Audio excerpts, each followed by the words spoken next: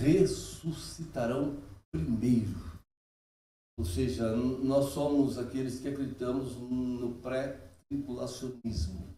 Acreditamos que a igreja não vai entrar na grande tribulação.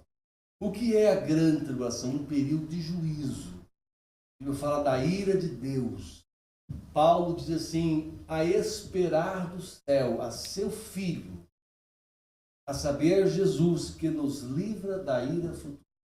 Mas eu acredito, irmãos, que a igreja, mesmo não entrando na grande tribulação, ela passará por um momento muito difícil. Mesmo porque a teologia, a escatologia dos pré-tribulistas acreditam que há 3 anos e meio, mais 3 anos e meio. São 7 anos de grande momento da ira de Deus. E esses primeiros 3 anos e meio é um tempo de falsa paz. É um tempo que tudo vai dar certo.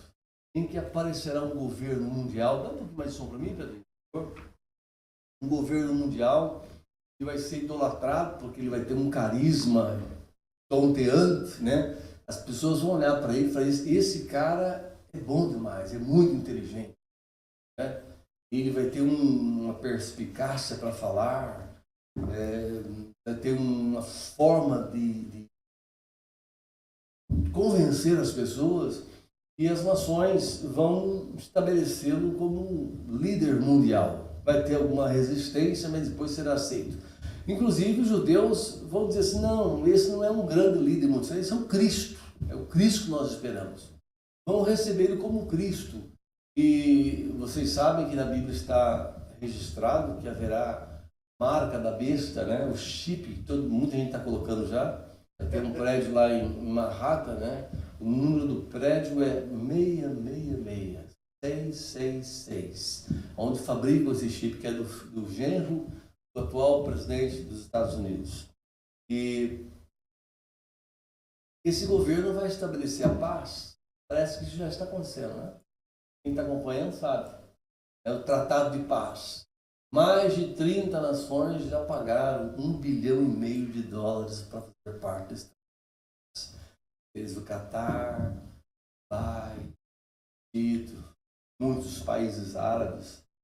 Não sei, um cumprimento bem palpável que Jesus está sinalizando que ele está voltando.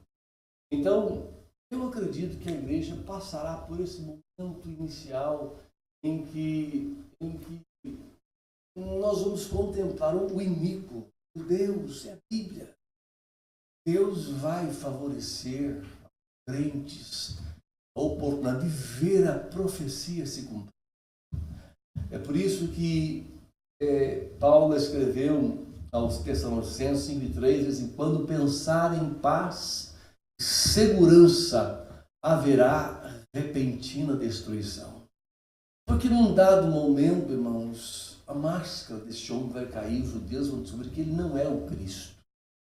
Aí que vai começar o período de dores, a grande tribulação, dar-se-á na segunda fase dos 3 anos e meio, dos 7 anos, os últimos 3 anos e meio, em que a terra entrará em trabalho de parto, vamos dizer assim, né?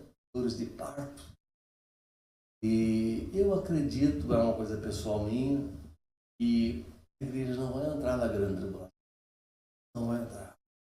Jesus não seria justo, seria injusto permitir que a sua noiva, a noiva que o amou, que o serviu, que permaneceu fiel a ele, esteja na mão do anticristo.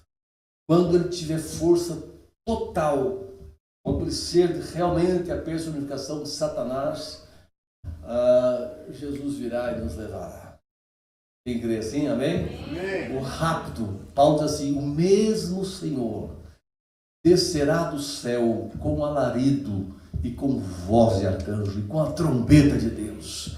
Os que morreram em Cristo ressuscitarão primeiro, e nós, os que estivermos vivos, seremos arrebatados juntamente com eles. Com quem? Os que foram arrebatados, que foram ressuscitados dos mortos. Seremos arrebatados juntamente com eles e subiremos ao encontro do Senhor nos ares, estaremos para sempre. Então, mamãe e papai que está com Jesus, Ele vai dizer: você conseguiu, meu filho. Aleluia. Fala: eu consegui. Nós vamos encontrar nossos entes queridos. Mas é dia de felicidade o arrebatamento. Vem, irmãos. É dia de glória. Todo tipo de alegria você vai sentir. Todo tipo de satisfação, de prazer. Então, é coerente dizermos, entendermos e pensarmos que no dia do arrebatamento, eu verei mamãe, eu verei papai. Como diz aquele hino: que saudade. Como é que é? Como é que canta aquele hino?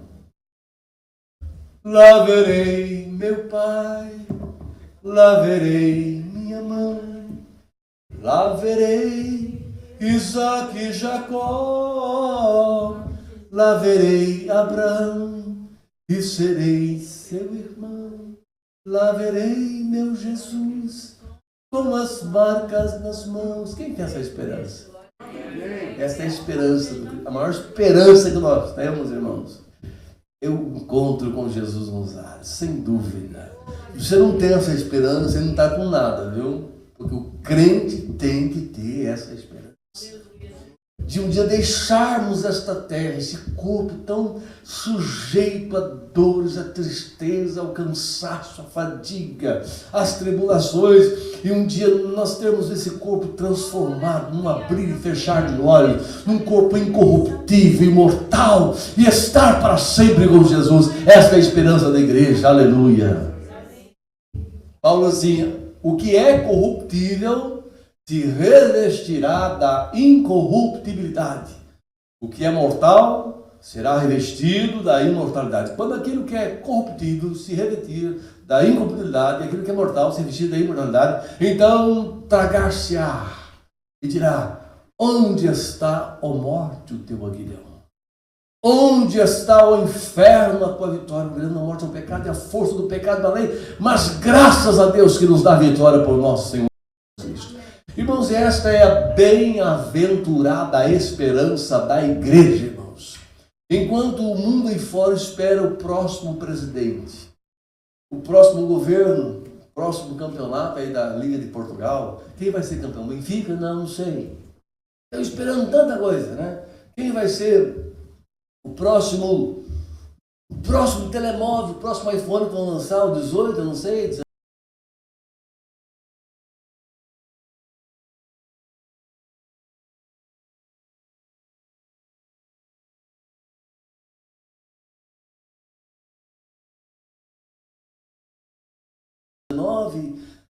Há muita gente que tem esperança. Agora espera o próximo presidente, o próximo governo, o próximo campeonato aí da Liga de Portugal. Quem vai ser campeão? Benfica? Não sei.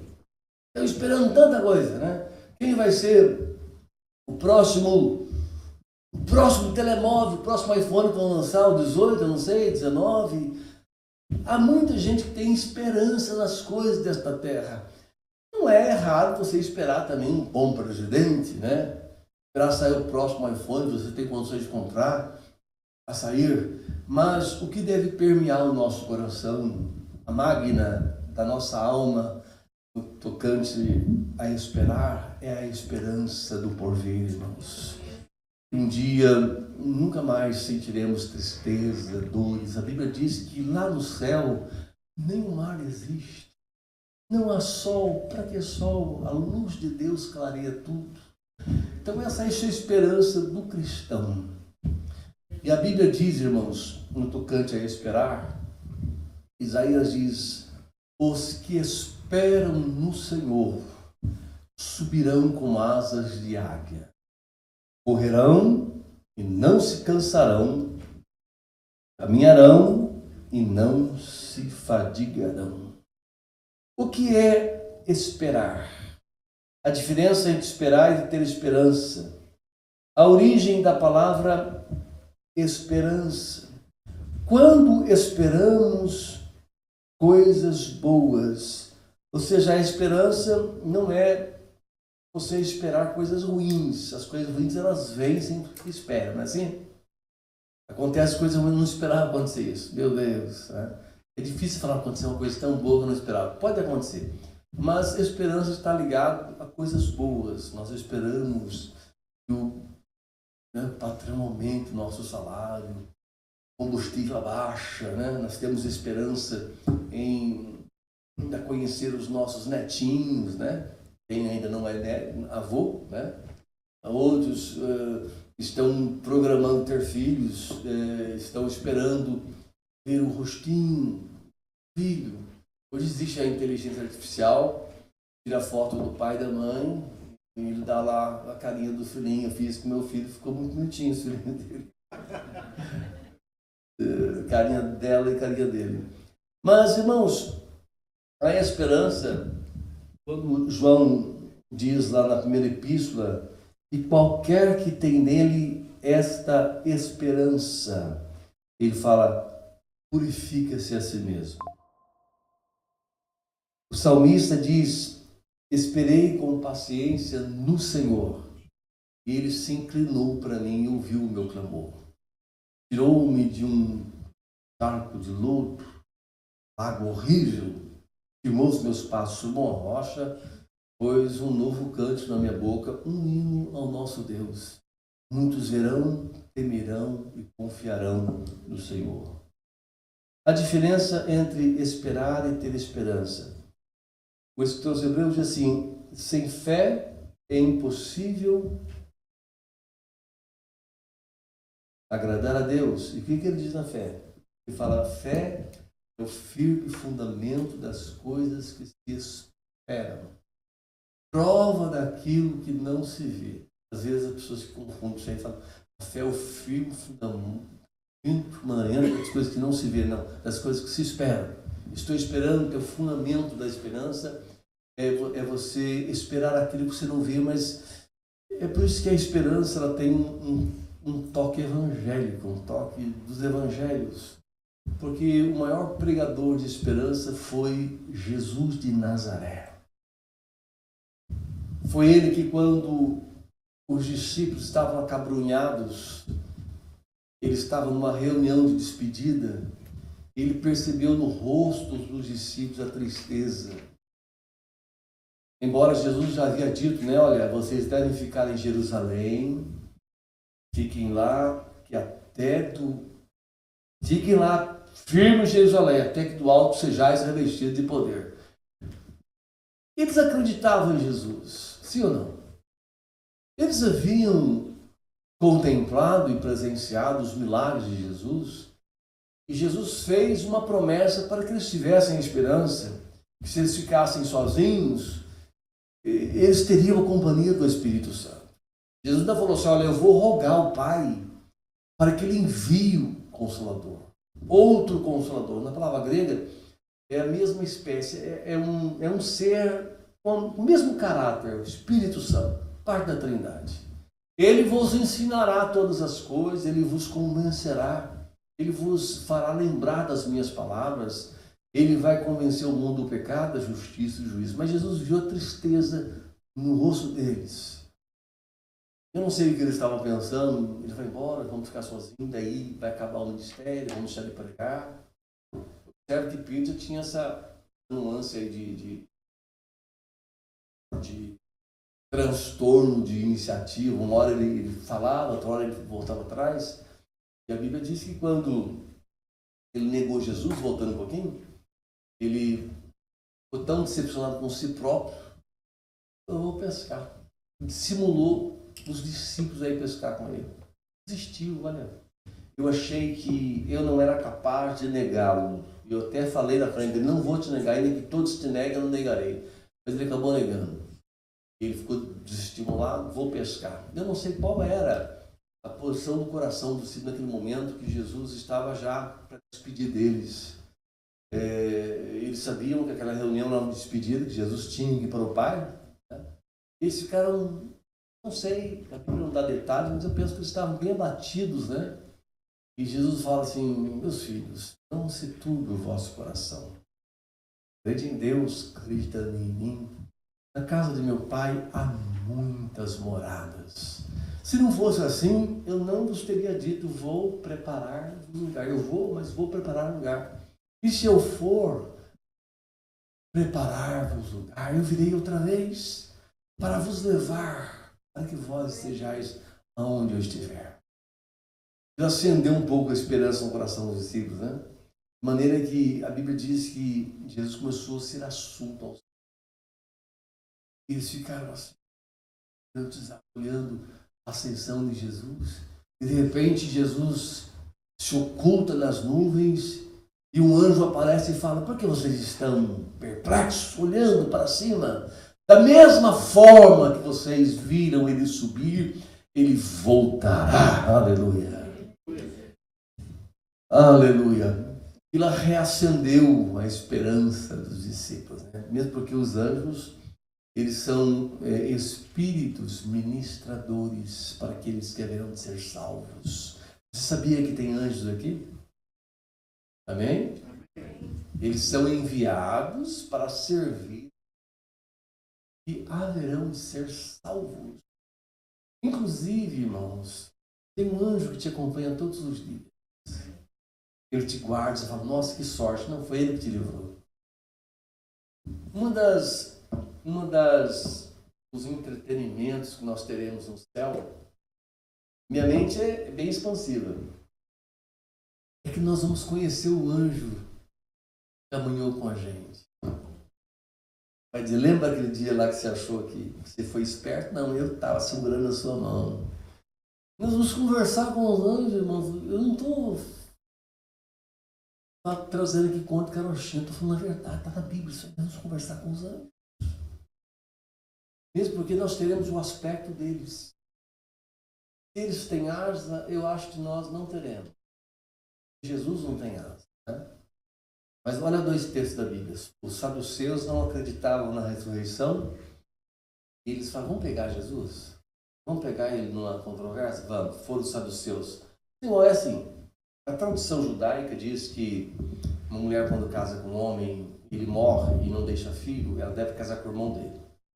E se acontecer dele morrer, ela tem que casar com o outro. Se acabar, acabou. Mas tem que casar com até o último filho que tiver para tentar suscitar semente do falecido. Então aconteceu um caso. Um rapaz com mais 6 irmãos casou com uma jovem, morreu, não teve filhos. Ela casou com o sexto morreu, ela casou com o quinto e foi morrendo, morreu tudo, depois ela morreu também. Na ressurreição do último dia, ela será esposa de quem?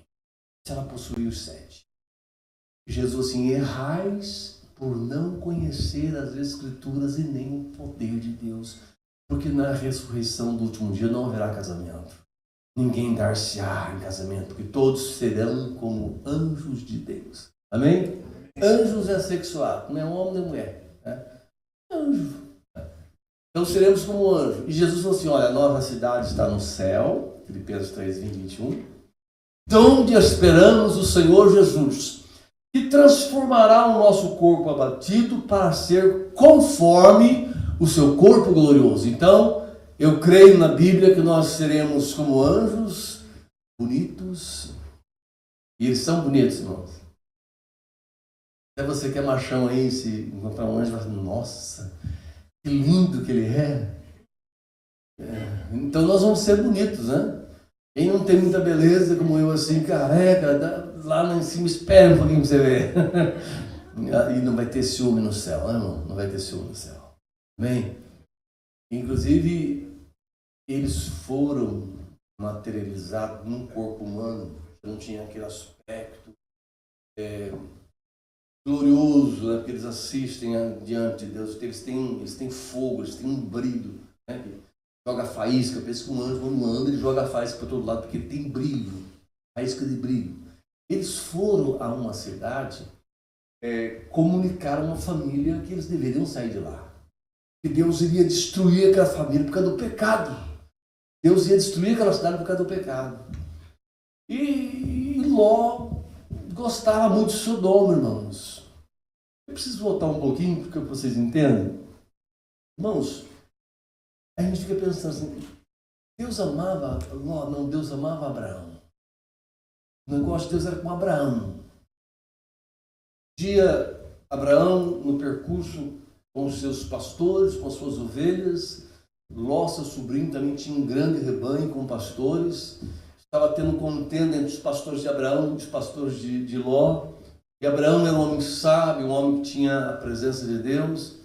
Ele falou assim, não vamos ficar brigando por causa disso. Então, você, Ló, meu sobrinho, escolha a direção. Se você for para a direita, eu vou para a esquerda. Se você for para a esquerda, eu vou para a direita. Assim é a posição de quem confia em Deus, irmãos. Deixa Deus decidir a sua vida.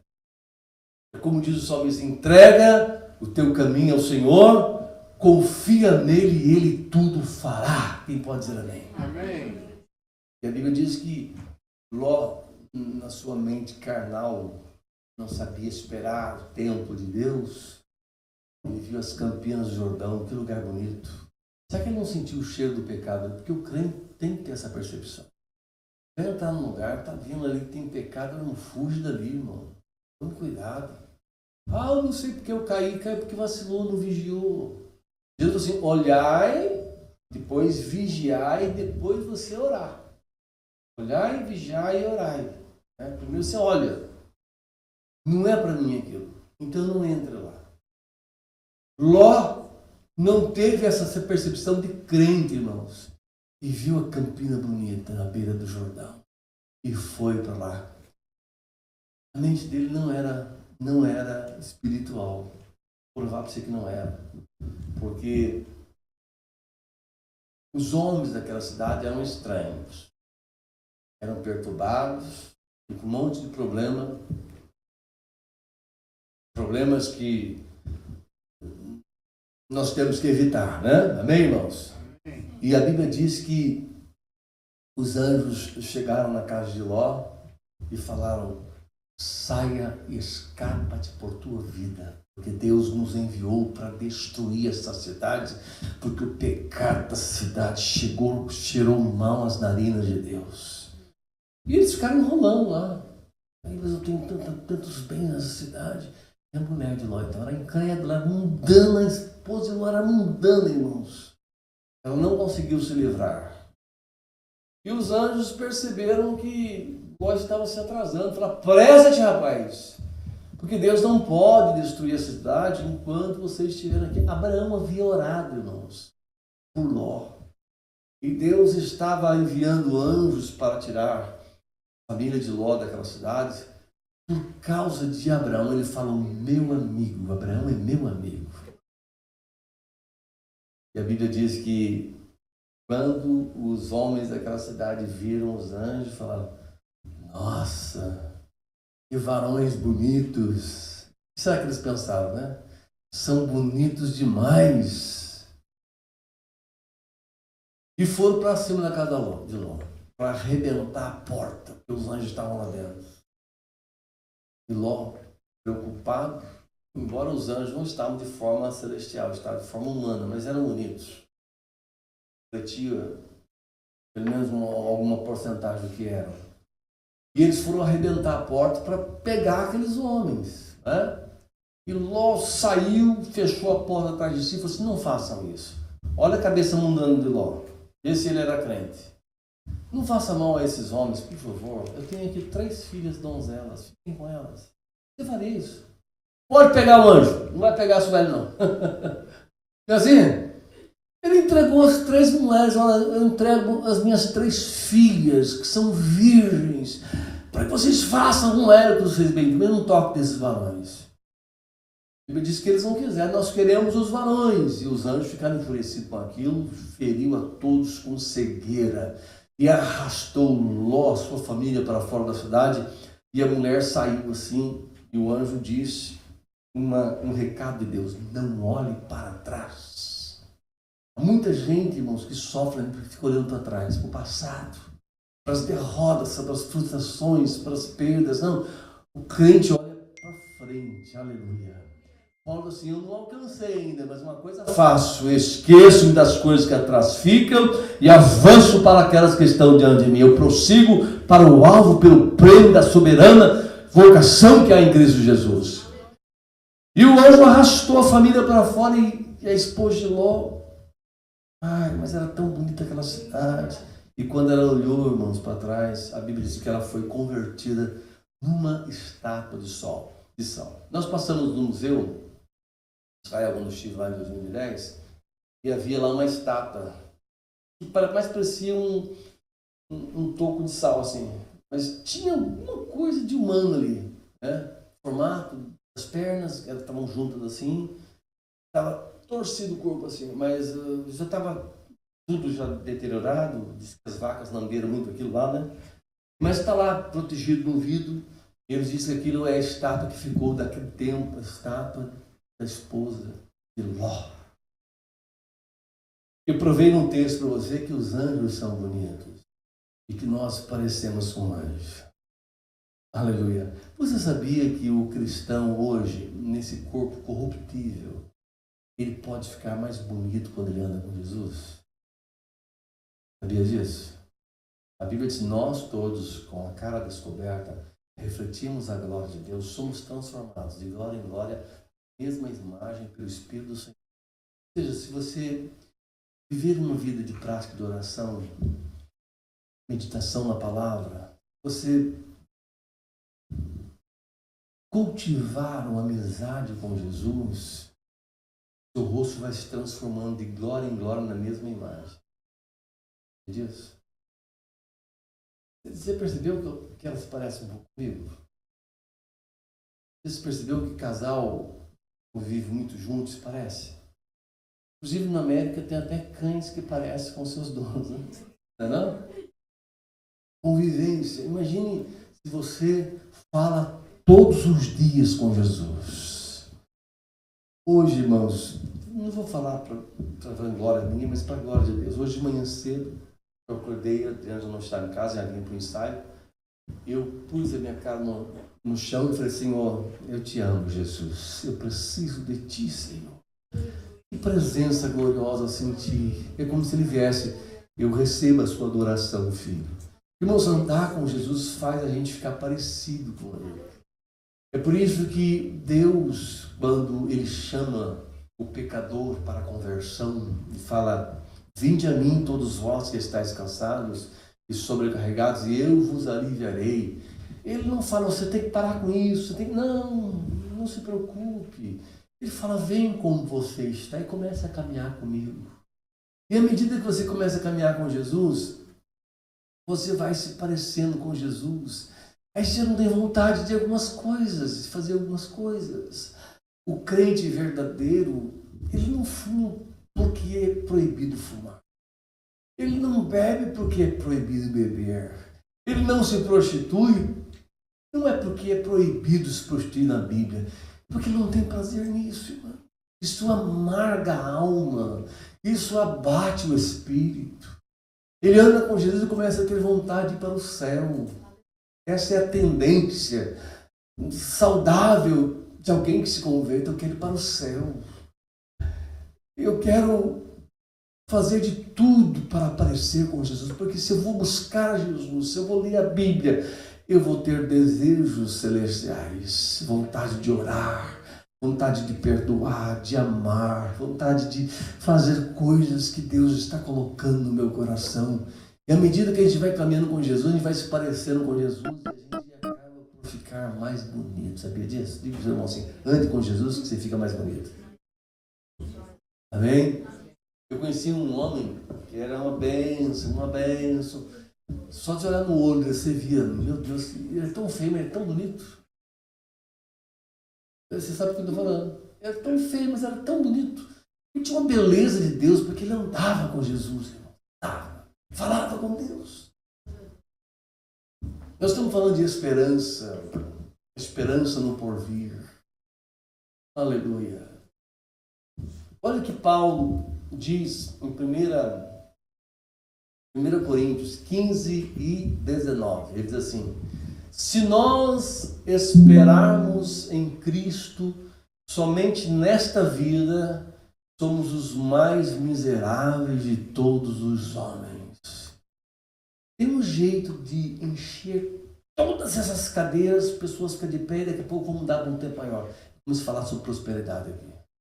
Irmãos, Deus quer que você seja rico. Deus quer que você tenha posse. Abraão foi rico. Isso não é mentira, irmãos, mas isso não pode ser a minha pregação. Paulo falou assim: olha, Quando eu fui ter convosco, anunciando o testemunho de Deus, não fui com sublimidades de palavras ou de sabedoria, mas eu nada propus dentre vós, senão Jesus Cristo e este crucificado. É a mensagem da cruz que faz você ir para o céu, irmão. É a mensagem do Calvário que transforma o homem. É a mensagem do Evangelho, irmão, que Jesus Cristo um dia virá para buscar. Nós não podemos pregar para as pessoas ficarem aqui, irmãos. Para você ser abençoado, para você ter posses, para você ter dinheiro, para você ser rico. E esquecer que a maior riqueza do homem não está aqui, está no céu. Há pessoas no céu que não vão ser tão ricas lá não. Vão ter a riqueza de estar no paraíso, de estar do lado de Jesus, estar numa cidade de ouro, mas não vão ser muito ricos não. Riqueza no céu a gente ganha aqui. Amém? O que Jesus falou assim? Ajuntai tesouro no céu, não ajunte aqui. Onde a traça e a ferrugem não corrompe, os ladrões não roubam. Aonde estiver o seu tesouro, estará também o seu coração. Eu amo trabalhar, porque eu tenho que comprar uma vivenda de 3 pisos. Eu tenho que pegar o carro, o último carro top de gama. Nós precisamos trabalhar. Seres humanos, temos que trabalhar, temos que sustentar a família, e não é pecado você querer ter as coisas, mas que a sua esperança maior seja o céu. Aleluia. Quando eu conheci a Adriana, nós nos conhecemos, né? E eu me apaixonei por ela. Meu Deus, tudo que eu pedi a Deus. E ela também, viu? Só que ela não era crente.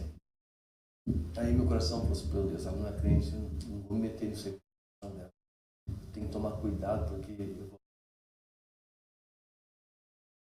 sentido da forma como eu aprendi, né? Eu termino no coração, eu não estava namorando com ela, eu estava tremendamente apaixonado, né? Mas nem pegar na mão dela, eu pegava. E percebi que estava esquentando aquele amor, né? E eu marquei com ela de comer uma pizza com ela. Eu falei, não posso, esse negócio vai engrossar mais. Aí não vou conseguir mais, nem na igreja mais. Eu vou querer só ela, né? Aí eu falei assim, já sei o que eu vou fazer. Eu era meio idiota naquela época. No sentido de que não tinha experiência nenhuma. Eu falei, eu vou encontrar com ela e vou dizer, você não é de Deus para mim. E foi isso que eu fiz, irmão. Saí até um pouco atrasado, porque eu fui na igreja antes, no caminho, no percurso da igreja. Nós convivemos há 10 anos. Pastor, ora por mim. Eu preciso de um livramento. Olha, tolo, né? Eu preciso de um livramento. É um laço preparado para mim. E não era laço, era bênção, mas eu não estava entendendo. Deus estava me provando. Ele orou por mim. Olha o texto que ele me deu. 2 Crônica 20. Pare, estar quieto e vede a salvação do Senhor. Deus estava dizendo que ia salvar ela, eu não entendi. Falei, é livramento isso aí.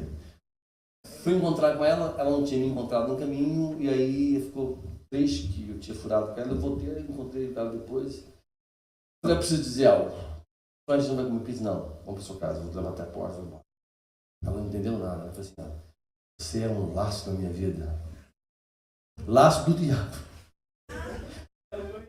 E ela pensou assim, é tão gostoso que você estava sentindo por ele, depois nós conversando. Gostoso, você não pode ser um laço do diabo. Aí eu falei, você é um laço do diabo, não se preocupe, olha o precipitado. Eu vou orar. Em 3 dias você vai esquecer que eu existo. Olha que eu estava apaixonado, irmãos. Eu fiz por Jesus. Assim, eu não vou perder, porque eu vi assim, ou Jesus ou ela. Eu vou ficar com Jesus. Quando você troca as coisas por causa dele, ele te dá, sabia? Vale a pena você trocar Jesus por nada, porque tudo é dele. Tudo é dele. Deixar de ir no culto por coisas materiais, por uma festa de aniversário, é perigoso. Isso se prova quando você ama ou não ama Deus. Eu falei assim, irmãos, quando eu conheci a Adriana, vou abrir o coração. Eu falei, meu Deus, esta é a esposa que eu quero. É a própria. Deus não poderia ter arrumado coisa melhor para mim. Não que ela é tudo isso. Para mim ela é. Para você pode não ser, mas para mim sempre foi. Mas ela era para mim o ó do borogodó. Era a mulher perfeita, irmãos, que eu precisava. Tanto na aparência, como na maneira de falar, no caráter, a família dela, no espetáculo, a família da minha esposa. E aí, eu falei isso para ela, ela ficou chateada, foi embora, venci Satanás. A Bíblia diz, resistiu o diabo e ele fugirá de vós. Sai que nem um bobo, né? Contando uma vitória, e você não estou entendendo esse meu filho, ele é tão do meu lado. E fui orar, irmãos. Falei, vou orar 3 dias, né? Levantei 3 horas da manhã, pus a boca no Senhor, em nome de Jesus. Tirando, Jesus. Aí não consegui orar para Deus tirar ela. E um desânimo. Quando eu falei assim, Senhor, salva ela, aleluia. E comecei a falar até em línguas. Comecei a orar, mas eu não tinha discernimento, não entendia as coisas, né, como eu entendo hoje. E nos 3 dias que eu orei, ao invés de diminuir o desejo de estar com ela, aumentou, irmãos. Eu falei, Senhor, a palavra diz, existiu o diabo de fugir de vós, eu vesti, ele não fugiu, então agora estou me seguro. Falei, eu vou lá na casa dela. E fui lá, irmão. Eu fui umas 10 vezes, e assim, não posso, já venci o diabo, voltava atrás. Não, mas eu vou lá, assim, tadinha dela. Aguei o coração, eu vou lá. Chegava no meio do caminho e voltava. Acho que foi umas 10 vezes. Eu ia e voltava. Fiquei que nem uma barata tonta. Rua 15 de novembro, vocês sabem dizer, né? Rua 15 de novembro era um espaço mais ou menos de 1 quilômetro, menos até a casa dela. Eu ia, voltava. Falei, não, agora sou me seguro que eu vou. Eu já venci o diabo, ele não fugiu, sou me seguro agora. E quando eu estava chegando na casa dela, assim, eu vi que ela estava subindo o morro. Ela estava com um presente na mão. Porque ela foi na casa de uma amiga dela que era desviada, a mãe dela era crente. Ela falou, se você sente, está gostando dele, olha que Deus te dá ele. E voltando um pouquinho, naquelas 3 noites que eu orei para Deus tirar da minha vida, Deus despertou ela de madrugada. E ela ficou com a sede de Deus assim, foi até a estante, pegou a Bíblia da mãe dela, e leu, e saiu exatamente esse texto assim. Vinde a mim, todos vós que estáis cansados e sobrecarregados, e eu vos aliviarei. Aquilo encheu o coração dela. Ela chorou, não entendeu nada. E falou assim, eu vou comprar um presente de aniversário. Nós conhecemos no final do ano. Um presente para ele. Eu só sei, irmãos, que eu encontrei com ela, comecei a tentar evangelizá-la. Não consegui, não saía nada. Eu falei assim, não é de Deus, não entendendo nada. Foi quando eu fiz uma prova com Deus. Senhor, eu vou marcar com ela para vir no salão. Eu tinha um salão de cabeleireiro. No sábado, eu estou trabalhando, e o Senhor vai dar uma oportunidade de me falar de Jesus. Eu consegui falar de Jesus para ela. Se eu abrir o meu entendimento, eu vou crer que ela será minha esposa, porque eu não quero brincar com ela. Ela não é minha esposa, eu não quero saber dela. Mas se é ela que o Senhor vai salvar, eu fiz esse propósito com Deus. E ela foi no sábado lá, irmãos, e nesse dia à tarde não entrou ninguém no salão. Eu abri a Bíblia e ela falou assim, nossa, eu estou diante de Salomão. Porque Deus abriu a minha mente de uma forma tão extraordinária. E eu comecei a falar da Bíblia, da palavra, do plano de salvação. Coisa que eu não tinha... A gente ouvia na igreja, nasci no berço evangélico, né? Mas me veio tanta coisa na cabeça que ela ficou assim. E as lágrimas desciam no olho. E esse foi um compromisso que eu fiz com Deus, de um sinal. O segundo foi, ela vai à igreja e vai aceitar Jesus. Eu não vou falar nada, eu vou só levar ela na igreja e ela terá que ir lá sozinha. Eu não vou insistir, vai à frente, tem aquele costume. Quem quer aceitar, vem aqui à frente, vem aqui aceitar Jesus. E quando nós fomos na igreja, que ela foi na igreja comigo, aí eu me lembro que um pastor estava pregando, tudo que eu falei do plano de salvação, ele falou aquele dia. Ela perguntou, você combinou alguma coisa? Eu falei, não, nem nada. Ele está falando tudo que você falou, todo o plano. Pois é, Deus trabalhando, né? Aí eu me lembro que quando o pastor Baltazar fez o convite, Tem alguém que deseja aceitar Jesus, entregar o seu coração a Jesus, começar um relacionamento com Deus, reconhecer que é um pecador e precisa dele, e entender e aceitar que a cruz foi a causa, né, da morte dele, foram os nossos pecados. Reconhecendo isso, você entrega a sua vida a Jesus e o recebe como Senhor e Salvador. Eu vi que ela ficou inquieta, falei, não vou falar nada. É um compromisso que eu tinha com Deus. Uma irmãzinha, filha do pastor Maurício, saiu lá da frente. Jesus falou assim, vai lá, busca aquela moça que está com Samuel. E ela veio e falou para Adriana assim, você quer aceitar Jesus? Ela disse, eu quero. E foi, ela nem percebeu, foi chorando pela frente e entregou a vida a Jesus. Aleluia. Vocês vão dizer amém? Amém. Eu fiquei aleluia, né? Está tudo se cumprindo. E o próximo voto que eu fiz foi o batismo com o Espírito Santo. Falei, Senhor, agora eu quero que o Senhor batize ela com o Espírito Santo. Fomos nós para o culto. Irmãos, eu não estava namorando com ela. Nem de mão dada, eu andava com ela na rua. Quando eu ia embora, eu dava um beijinho no rosto dela. Nós não estávamos namorando. Sempre Deus na frente.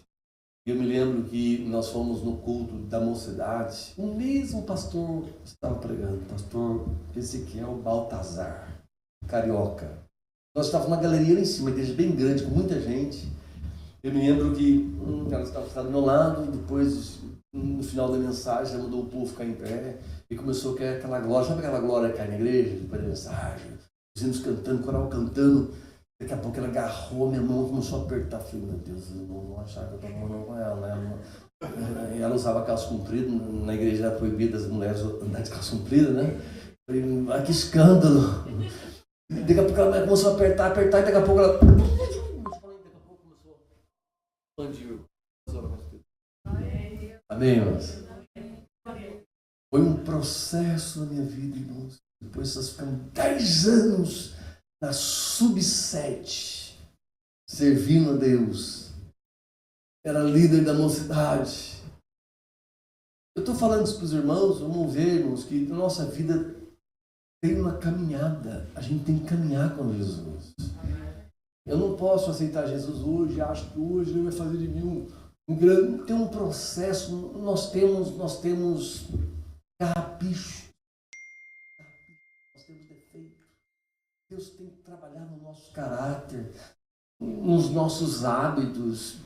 E Jesus, ele tem uma paciência gigante, irmão. Se chama paciência, se chama longanimidade. Ela estica, é paciencioso. Ele vai ter, meu filho, eu te ajudo. Há pessoas que se afastam de Jesus porque caem. Não, levanta de novo, levanta. Ele vai te ajudar. Ele vai te fortalecer.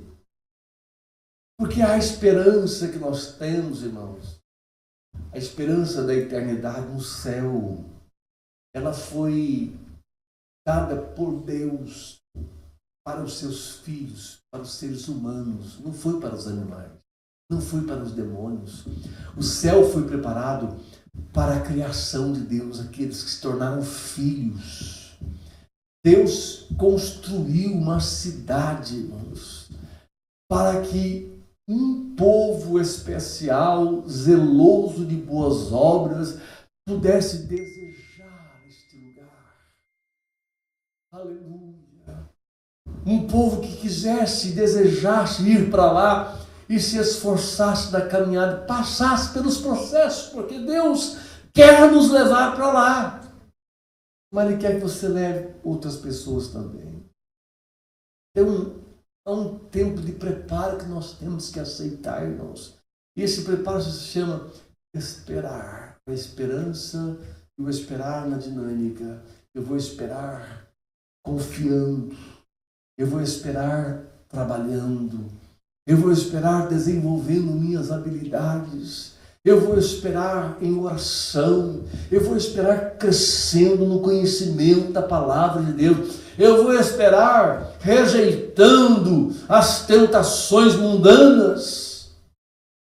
Porque se tem algo que faz atrasar o seu percurso, irmãos, é o mundanismo. É as coisas do mundo. é a imoralidade, é a perfeição que hoje está na nossa mão. Tomar cuidado com isso aqui é um veneno, é uma descarga de impurezas. O esperar e ter esperança para ir para o céu é você resistir esse sistema mundano contra Deus. É entender que todas as vezes que nós compactuamos com as coisas do mundo, irmãos, nós atrasamos no percurso. Por isso que o salmista diz: os que esperam no Senhor subirão com asas de águia. Esse esperar implica resistência. Aleluia. O crente, irmãos, tem que ser, diga amigo, diferente. Você sabia disso? Nós não podemos nos parecer com. Olha o que o profeta Malaquias diz em 3,18: então vereis outra vez a diferença entre o justo e o ímpio, entre aquele que serve a Deus e aquele que não serve.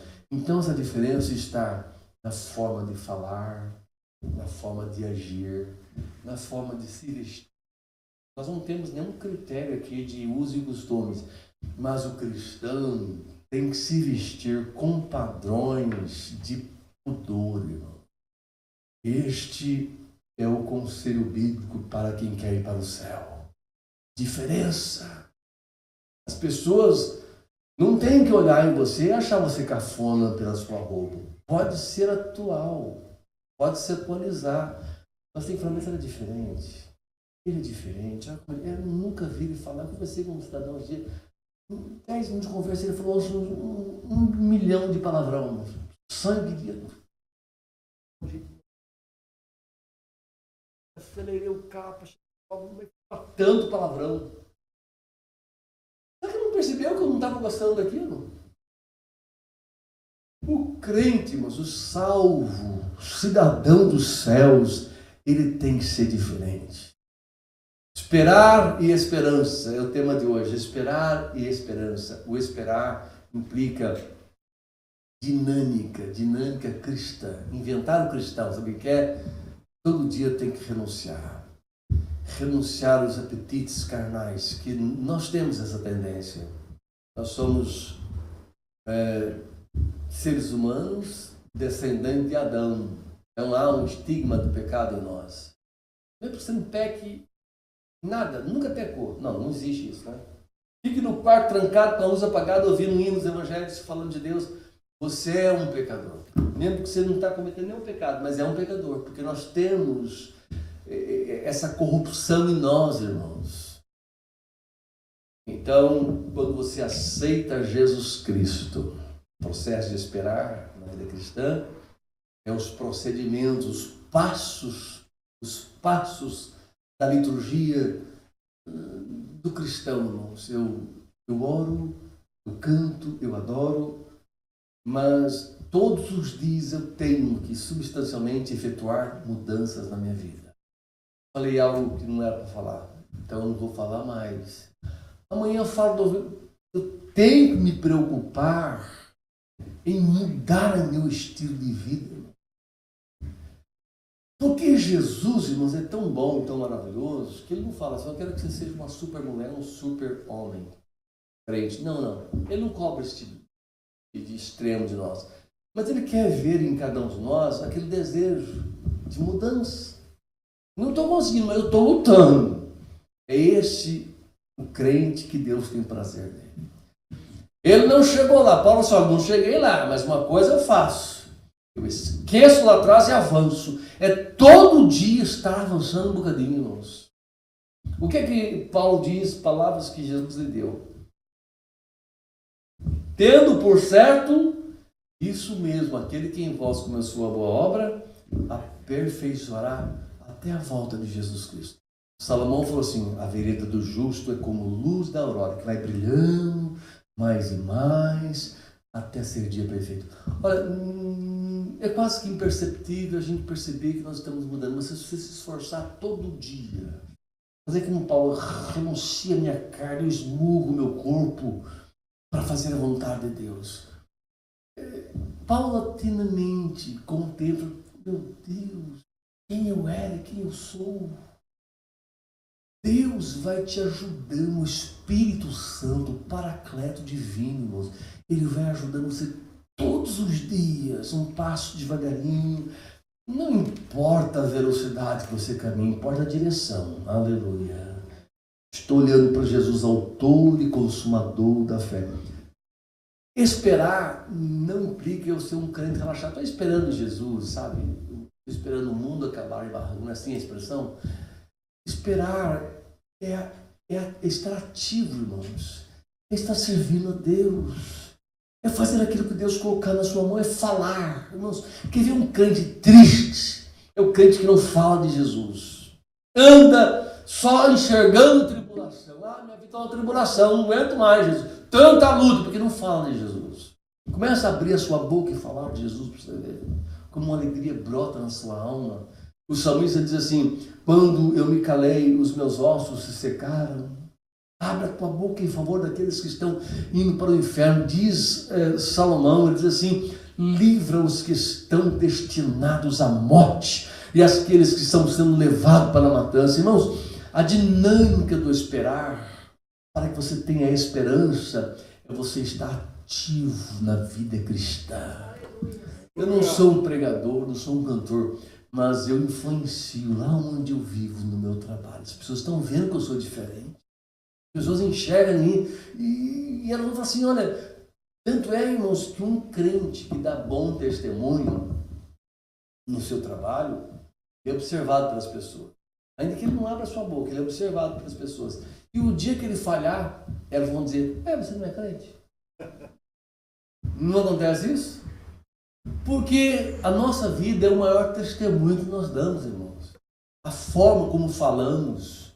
Então, a Bíblia diz, e foi Jesus que diz: assim resplandeça a vossa luz diante dos homens, para que veja.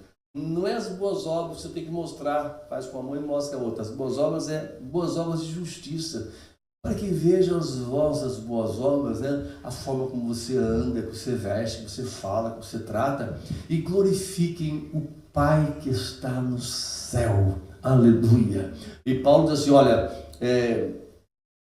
não atentamos para as coisas que se vê, mas para aquelas que não se vê. Porque as coisas que se vê são temporais. Mas as coisas que não se vê são eternas. Ele fala assim: olha, a nossa leve e momentânea tribulação produz para nós um peso eterno de glória muito excelente. Aleluia. Por isso não desfaleçamos. Ainda que o nosso homem interior se corrompa, o interior contudo se renova de dia a dia. Fique de pé em nome de Jesus. Aí, vou terminar a mensagem. O apóstolo São Paulo, na sua biografia, na segunda carta aos Coríntios, ele fala assim: na palavra da verdade, no poder de Deus. Ele fala: pelas armas da justiça, à direita e à esquerda. Ele diz: por honra e por desonra, por infâmia e por boa fama, como enganadores, mas sendo verdadeiros. Ele fala: como contristado. Olha a palavra aí, a junção figurativa, né, no português. Como contristados. Tem tudo para ser triste, você não vai no baile, não bebe, não fuma, não se... Que vida careta é sua? Como contristados? Mas sempre alegres. Ele fala assim: como pobres. Que pobreza. Crentes são pobres, viu, crente no Brasil? Andando de gravata, paletó, parecendo um doutor de bicicleta. A gravata para pé. Você vê um homem de terno e gravata, mas é crente, não é advogado. Como pobre, ele fala, mas enriquecendo a muitos. Irmãos, a palavra de Deus é a riqueza que nós temos. A esperança de vida eterna é a maior riqueza que nós temos. Como pobres, mas enriquecendo a muitos. Aleluia. Você ganha alguém para Jesus, ele vai para o céu, ele morre e vai para o céu. Você deu uma riqueza incalculável, ele está em ruas de ouro. Meu Deus. Paulo fala assim, ó, como nada tendo, mas possuindo tudo. Aleluia. Você pode glorificar Deus por essa palavra? Como contristado, mas sempre alegre. Como pobre, mas enriquecendo a muitos. Como nada tendo, mas possuindo tudo. Nós temos a promessa de Jesus. Ele foi preparar um lugar para a sua igreja. Que seja esta a sua esperança nesta manhã, irmãos, ir para o céu. Aleluia. Nós queremos vencer as provações, nós queremos melhor em todas as áreas da nossa vida, mas que acima de tudo nós possamos ter esperança, a viva esperança de um dia morar com Jesus no céu. Quem pode levantar sua mão e glorificar a Deus? Repita comigo, você que já fez, que não vai fazer, ou que não fez, você que já fez, repita também. Diga comigo assim, Senhor meu Deus. Senhor meu Deus. Fala com o coração. Nesta manhã, uma vez mais, eu quero confessar Jesus Cristo como meu Senhor e meu Salvador. Mais uma vez, eu renovo contigo a minha aliança. Eu quero te servir. Opere uma obra poderosa na minha vida. Escreve o meu nome no livro da vida, porque um dia eu quero chegar lá. Aleluia. Nossa esperança é sua vida. O Rei dos Reis vem nos buscar. Nós aguardamos Jesus ainda. Manhã raiar. Nossa esperança é sua vinda. Do Rei dos Reis vem nos buscar. Nós aguardamos Jesus ainda. Manhã raia. Vamos aplaudir o Senhor.